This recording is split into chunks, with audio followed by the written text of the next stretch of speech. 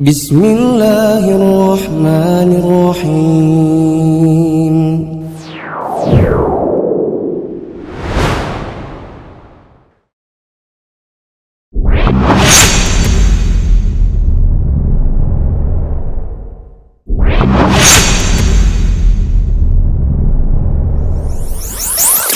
Bismillahirrahmanirrahim. Assalamualaikum warahmatullahi wabarakatuh. Waalaikumsalam warahmatullahi wabarakatuh. Alhamdulillahirabbil alamin. Wassalatu wassalamu ala asyrafil anbiya'i wal mursalin wa ala alihi wa ashabihi ajmain.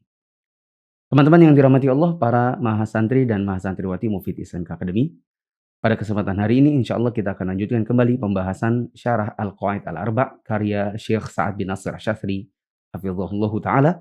Dan sekarang kita akan masuk dalam kaidah yang ketiga.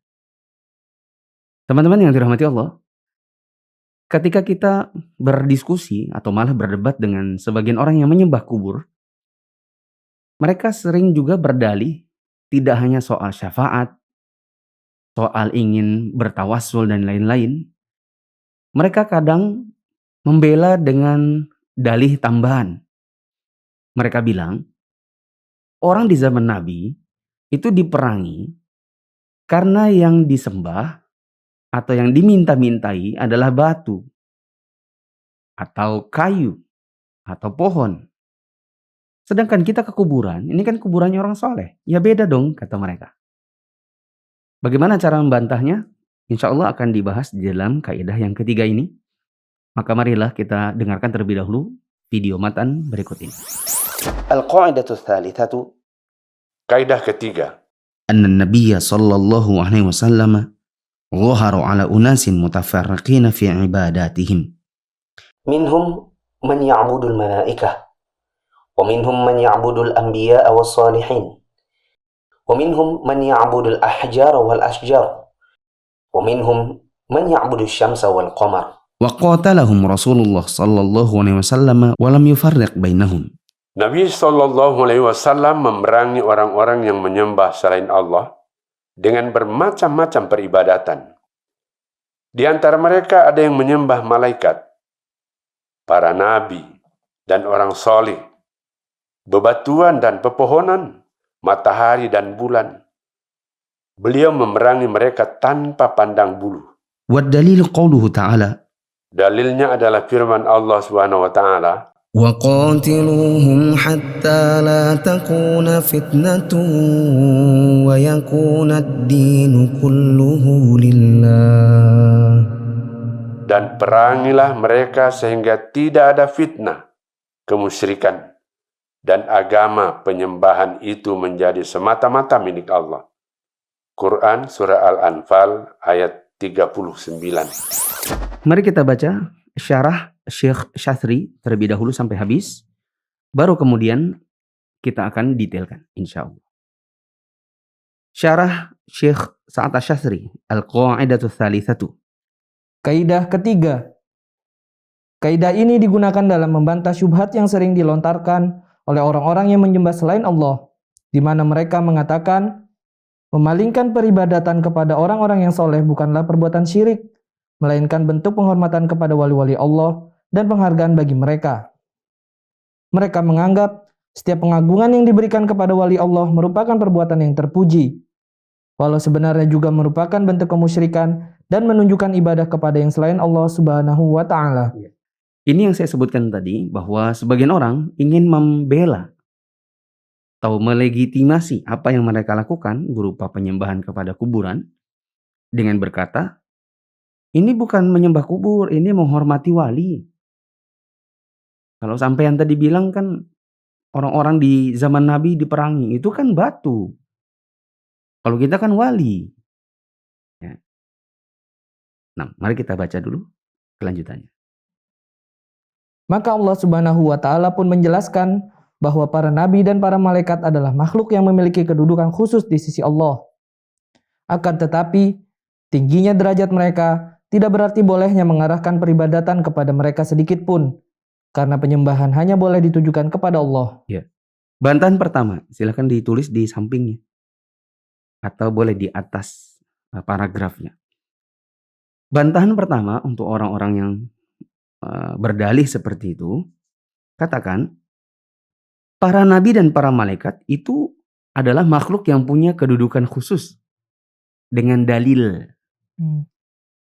Yang ada dalilnya dari Al-Quran dan Sunnah adalah para nabi dan para malaikat. Juga para sahabat nabi. Adapun wali-wali yang di dalam kubur, maka mereka bukan orang-orang yang punya dalil tentang kehebatan mereka, tentang kedudukan mereka di sisi Allah. Lah, yang punya dalil khusus buat mereka saja itu tidak boleh disembah, apalagi yang tidak punya dalil. Ya, itu bantahan pertama. Bantahan kedua, Begitu pula Nabi SAW tidak membedakan antara mereka yang menyembah orang soleh, para nabi dan para wali Allah dengan orang yang menyembah bebatuan, pepohonan, dan berhala. Beliau menganggap mereka semua adalah orang musyrik dan memerangi mereka tanpa pandang bulu. Nah, ini bantahan kedua. Silakan teman-teman yang punya buku ditulis di sampingnya atau di atas paragrafnya. Bantahan kedua. Kalau kita terpaksa berdebat dengan orang-orang yang menyembah kubur, kita juga bisa berkata kepada mereka, Nabi Muhammad SAW dahulu tidak membeda-bedakan antara yang nyembah wali, yang menyembah orang soleh, yang nyembah nabi, dengan yang menyembah batu, pohon, kayu, sama aja. Beliau memandang bahwa mereka semua adalah orang-orang yang berbuat syirik, siapapun yang menjadi objek penyembahannya.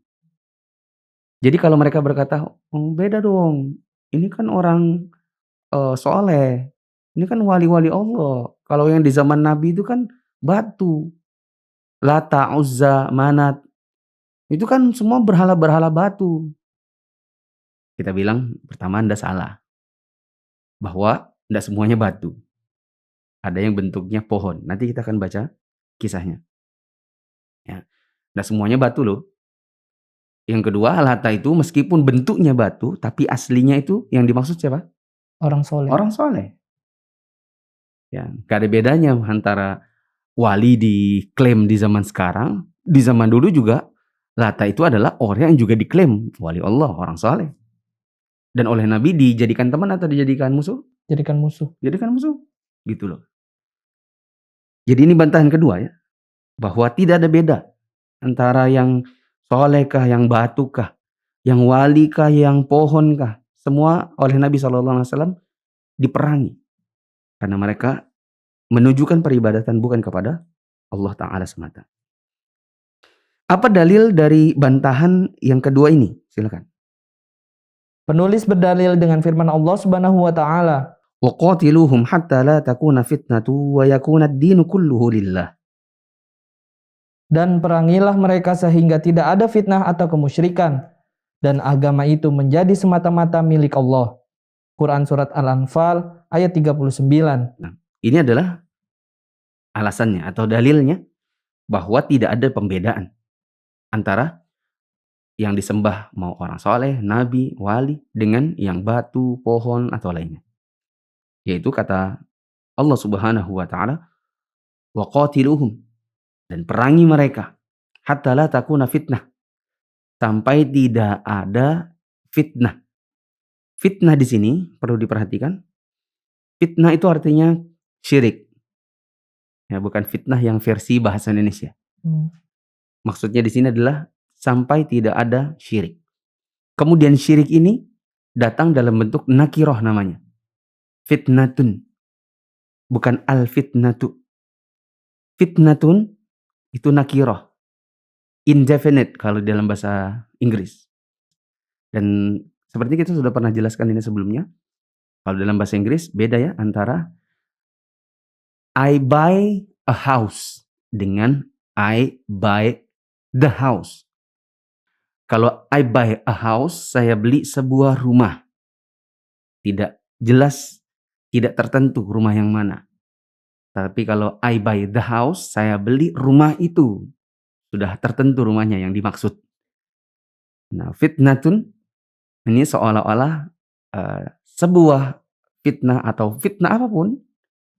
Ya, dia datang dalam bentuk nakiroh. Dan ini bermakna global, umum. Fitnah yang mana, syirik yang mana? Jawabannya syirik yang bentuknya manapun. Jadi yang mau disembah itu yang inikah, itukah, sama saja. Selanjutnya kata pensyarah, Makna ad-din, atau agama pada ayat ini adalah penyembahan dan ketaatan. Maka agama ini seluruhnya harus semata-mata milik Allah dengan cara tidak memberikan penyembahan dan ketaatan sedikit pun kecuali kepada Allah Subhanahu wa taala. yang selanjutnya, Adapun potongan ayat hatta la takuna fitnah. sehingga tidak ada fitnah. Maknanya agar tidak ada seorang pun yang membuat manusia tersesat atau dalam kemusyrikan dan menyimpangkan mereka dari ketaatan kepada Allah dan pengesaannya dalam ibadah. Ada pula yang menafsirkan bahwa penggalan ayat tersebut maknanya agar tidak ada perpecahan dan perselisihan dalam masalah ibadah menjadi bermacam-macam bentuk. Yang lebih tepat adalah tafsir pertama, karena itu adalah zahir ayat. Ya, maksudnya adalah perangi orang-orang itu, siapapun dia, apapun bentuk kemusyrikan yang dilakukannya, siapapun yang dijadikan objek penyembahannya, yang penting tidak boleh ada kemusyrikan. Dan agar agama ini atau penyembahan atau peribadatan hanya ditujukan kepada Allah semata. Allah semata. Ya, ini diantara bantahan dan dalilnya. Sekarang kita dengarkan video matan kelanjutan dari kaidah yang ketiga ini. Wa dalilu syamsi wal qamari qauluhu subhanahu wa ta'ala. Dalil yang melarang menyembah matahari dan bulan adalah firman Allah Subhanahu wa taala, ومن آياته الليل والنهار والشمس والقمر لا تسجدوا للشمس ولا للقمر واسجدوا لله الذي خلقهن إن كنتم إياه تعبدون. dan di antara tanda-tanda kekuasaannya ialah malam, siang, matahari dan bulan. Janganlah sujud kepada matahari maupun bulan, tetapi sujudlah kepada Allah yang menciptakannya. Jika hanya kepadanya kalian menyembah. Quran Surah Fussilat ayat 37. Wa dalilu malaikati qauluhu subhanahu wa ta'ala. Dalil yang melarang menyembah malaikat adalah firman Allah Subhanahu wa taala, ولا يأمركم أن تتخذوا الملائكة والنبيين أربابا. dan dia Nabi tidak memerintahkan kalian untuk menjadikan para malaikat dan Nabi sebagai sesembahan. Quran Surah Ali Imran ayat 80. Wa dalilul anbiya'i qauluhu subhanahu wa ta'ala. Dalil yang melarang menyembah para nabi adalah firman Allah Subhanahu wa taala, وَإِذْ قَالَ اللَّهُ يَا عِيسَى ابْنَ مَرْيَمَ أَأَنْتَ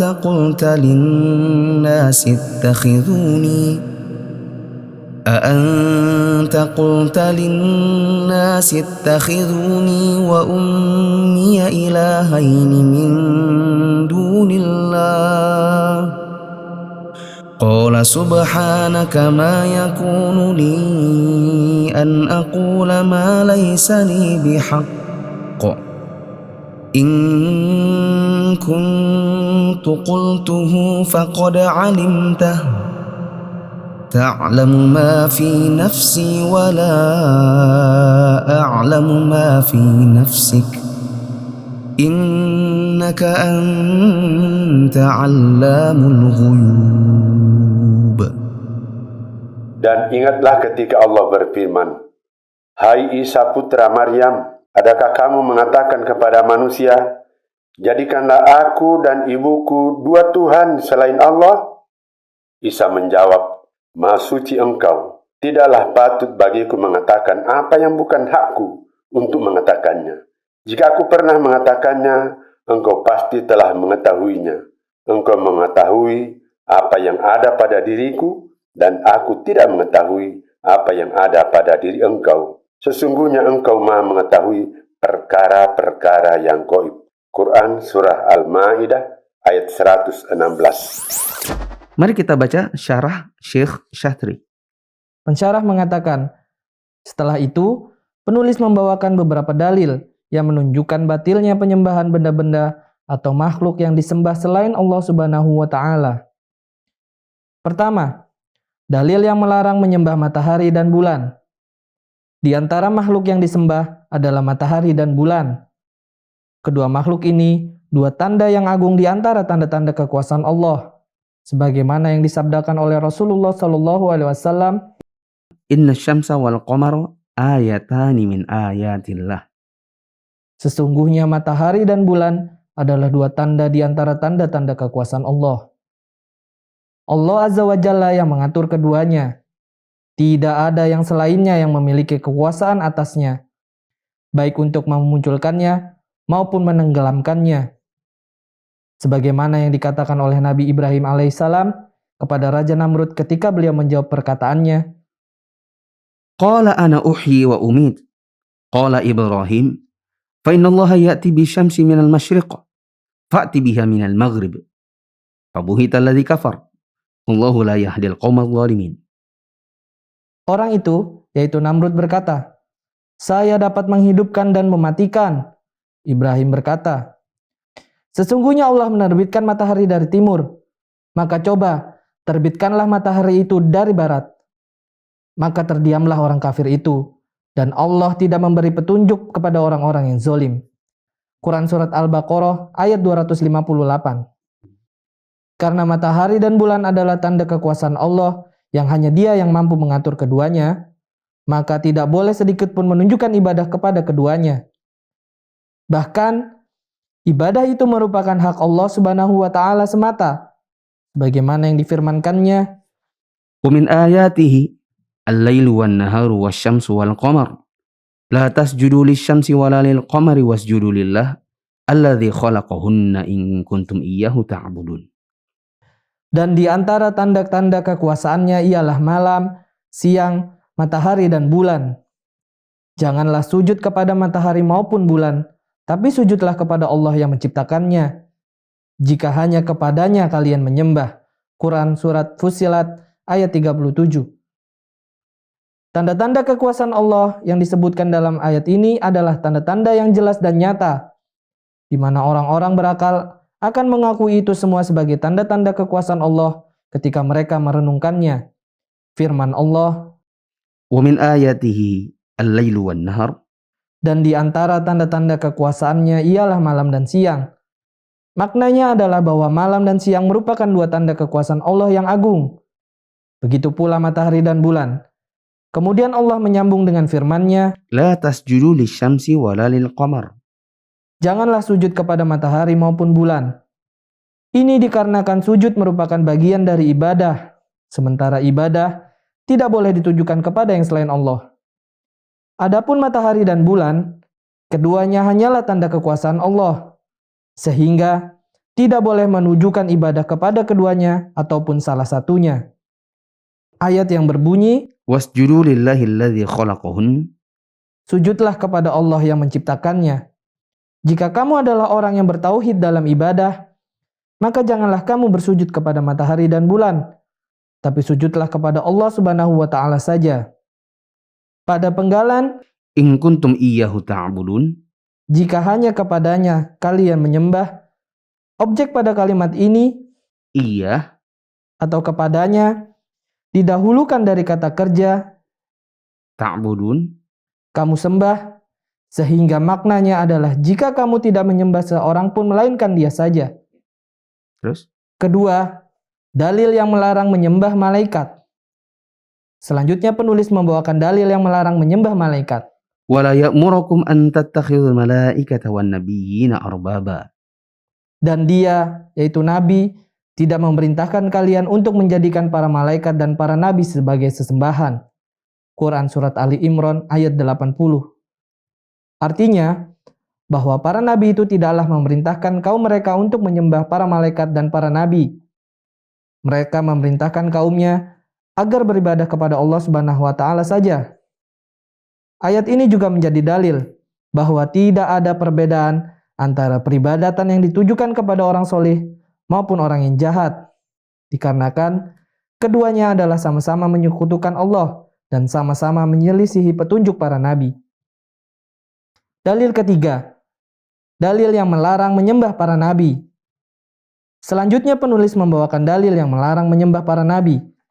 Wa idh qala Allahu ya Isa ibn Maryam a anta qulta lin-nasi ittakhidhuni wa ummiya ilahaini min dunillah qal subhanak ma yakunu li an aqula ma laysa li bihaqq in kuntu qultuhu faqad 'alimtah ta'lamu ma fi nafsi wa la a'lamu ma fi nafsik innaka anta 'allamul ghuyub. Dan ingatlah ketika Allah berfirman, "Hai Isa putra Maryam, adakah kamu mengatakan kepada manusia, jadikanlah aku dan ibuku dua Tuhan selain Allah?"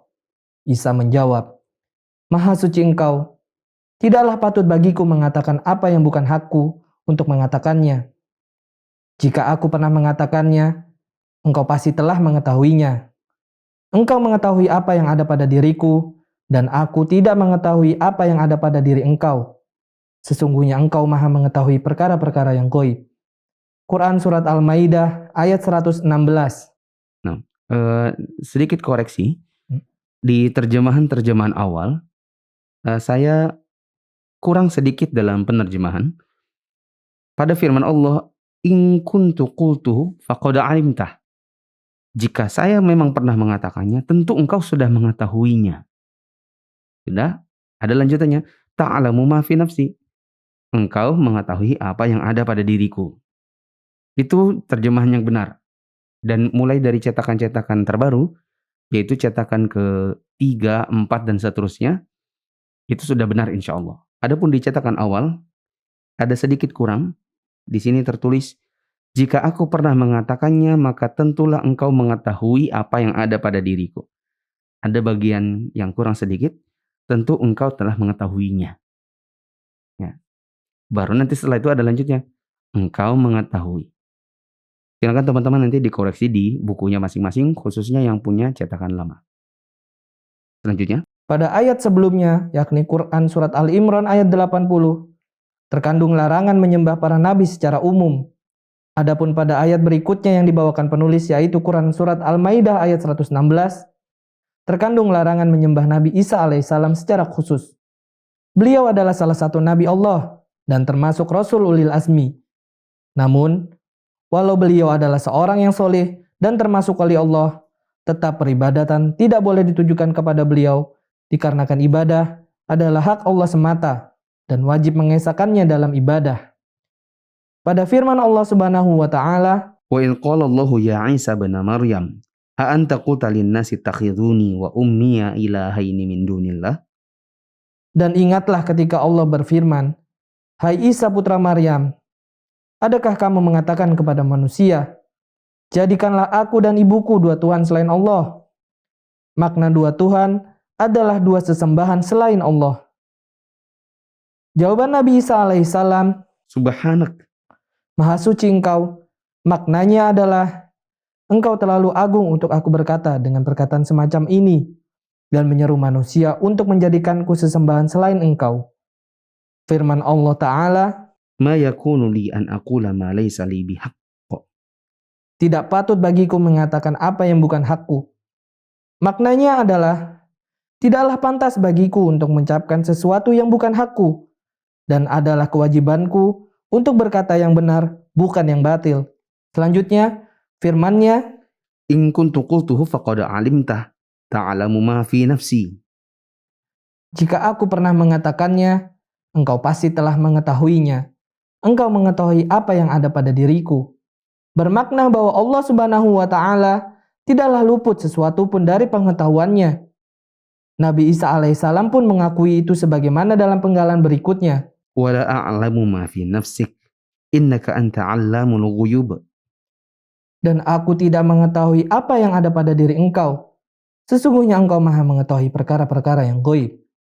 Maka dengan itu, Nabi Isa alaihissalam berlepas diri dari orang-orang yang mengarahkan ibadah mereka kepada beliau atau kepada siapapun selain Allah. Teman-teman yang dirahmati Allah, di dalam kaidah ketiga ini penulis juga mencantumkan beberapa dalil yang semakin menguatkan pendapat yang benar bahwa siapapun yang disembah, apapun yang disembah, kalau bukan Allah maka itu syirik. Termasuk meskipun yang dikatakan wali-wali. Bagaimana yang dilakukan sebagian orang. Ibaratnya kalau pakai bahasa daerah kita, mau wali kah? Mau orang soleh kah? Batu kah? Pohonan kah? Ya, mohon maaf ya, ini mungkin bahasa Balikpapan atau bahasa Banjar. Mau yang ini sama aja. Semuanya merupakan perbuatan syirik. Dalil yang pertama yang dicantumkan di sini adalah dalil yang melarang menyembah matahari dan bulan. Allah mengatakan, la tasjudu lisyamsi wala lil qamar. Jangan menyembah matahari, jangan pula menyembah bulan. Ini sudah jelas larangan menyembah yang selain Allah, meskipun itu mau dikatakan matahari kah, bulan kah. Alasannya adalah karena Allah yang mengatur. Harusnya, sebagaimana kita pernah baca di Al-Usul Ats-Tsalatsa, yang berhak untuk disembah adalah yang punya tanda-tanda kekuasaan. Ya, bukan yang diatur yang disembah. Termasuk juga orang soleh. Orang soleh itu kan diatur. Masa yang diminta-mintai orang yang diatur? Yang ngatur dong yang disembah. Ya. Makanya tadi ada perkataan Allah, wasjudu lillahi alladzi khalaqahunna in kuntum iyyahu ta'budun. Sembahlah Allah yang mengatur keduanya jika kalian memang bermaksud untuk menyembah Allah semata. Kemudian dalil yang melarang menyembah malaikat. Ya, sehingga kita bisa katakan, jangankan batu, jangankan pohon, malaikatnya nggak boleh untuk disembah. Termasuk juga wali yang kalian minta-mintai. Apa dalilnya? Firman Allah Ta'ala, وَلَا يَأْمُرَكُمْ أَن تَتَّخِذُوا الْمَلَائِكَةَ وَالنَّبِيِّينَ أَرْبَابًا. Dan Nabi tidak pernah memerintahkan kalian untuk menjadikan para nabi dan para malaikat sebagai sesembahan. Ini menunjukkan kepada kita memang dilarang untuk menyembah malaikat maupun nabi. Kenapa? Karena Nabi Muhammad SAW juga tidak pernah mengajarkan kita akan hal itu. Ya, sekalian saja, di dalam ayat ini berarti yang juga dilarang untuk disembah adalah para nabi. Ya. Jadi mungkin lebih tepat nomor 2 ini dilengkapi judulnya, dalil yang melarang menyembah malaikat dan nabi. Karena di ayat yang sama disebutkan nabi. Ya. Kemudian dalil yang melarang menyembah para nabi. Meskipun tadi di atas sudah mencakup para nabi juga. Jadi ini tambahannya lagi. Yaitu firman Allah kepada Nabi Isa. Hei Isa, ada nggak kamu ngomong sama manusia? Jadikan aku dan ibuku sebagai 2 sesembahan. Kamu ngomong gitu nggak? Soalnya orang Nasrani itu nyembah kamu dan mamamu. Apa kata Nabi Isa? Maha suci engkau. Saya tidak mungkin berkata sesuatu yang tidak pantas untuk saya katakan. Dan jikapun saya ngomong begitu, engkau pasti tahu ya Allah. Karena engkau tahu apa yang ada pada diri saya tidak tahu dengan apa yang ada pada diri engkau. Ya. Maksudnya Allah ini nanya apa? Isa, tabayun gitu ya. Ini Allah nanya kah? Atau mengingkari? Mengingkari Ustaz. Ya, mengingkari.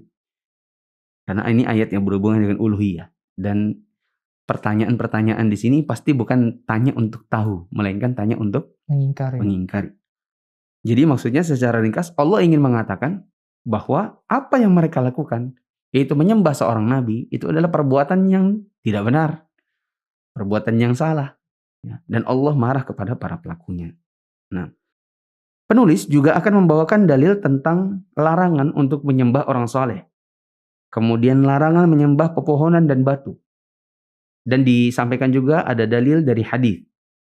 Dan nanti pensyarah juga akan menyebutkan kepada kita asal-usul Lata, bagaimana akhirnya dia jadi patung yang disembah.